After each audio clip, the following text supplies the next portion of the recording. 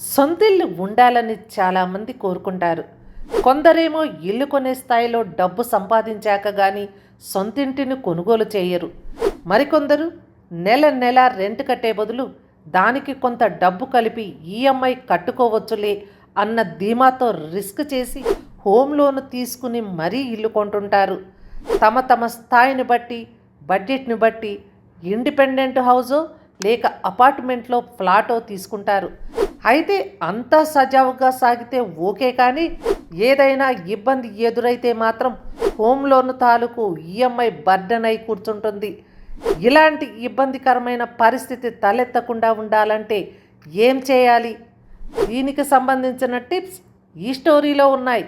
So ఈ video skip చేయకుండా ఆశాంతం చూసేయండి. మరి మీరు ఇంకా మా ఛానల్ని సబ్స్క్రైబ్ చేసుకోకపోతే దయచేసి సబ్స్క్రైబ్ చేయండి. మా వీడియోల సమాచారం తెలుసుకునేందుకు బెల్ ఐకాన్ని ఆన్ చేయండి. హోమ్ లోన్ ఈఎంఐలు చాలామందికి భారంగా మారాయి. సొంతింటి కలను నిజం చేసుకునేందుకు హోమ్ లోన్ తప్ప మరో ఆదాయ మార్గం లేకపోవడంతో అధిక వడ్డీ రేట్లకైనా తీసుకునేందుకు చాలామంది సిద్ధపడుతున్నారు. ఆ తర్వాత ఆ లోన్ బర్డెన్ను దీర్ఘకాలంగా మోస్తున్నారు.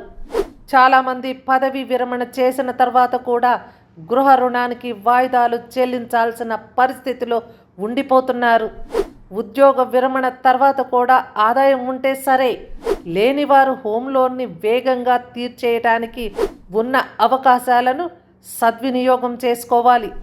మీరు తీసుకున్న లోను, దానిపై చెల్లిస్తున్న ఇంట్రెస్ట్ రేటు, ఇంకా ఎన్నాళ్ళు చెల్లించాలి అనే వివరాలు తెలుసుకోవాలంటే ఇదివరకు బ్యాంకుకు వెళ్ళాలి.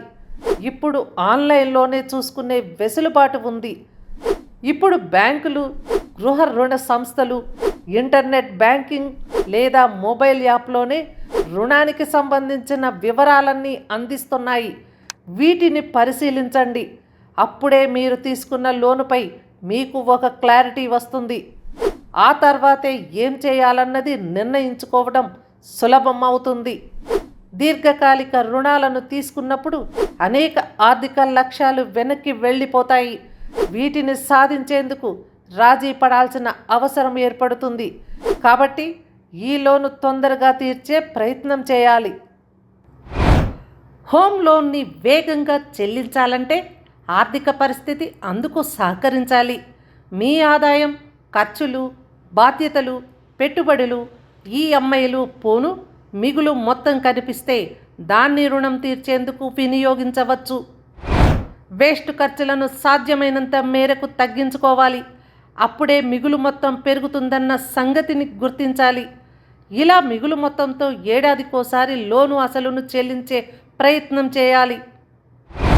ఏడాదికి 12 నెలలు ఈఎంఐలు చెల్లించాలి. కానీ లోను తొందరగా తీర్చాలంటే మీరు ఏడాదికి 14 నెలలు ఉన్నాయనుకోవాలి.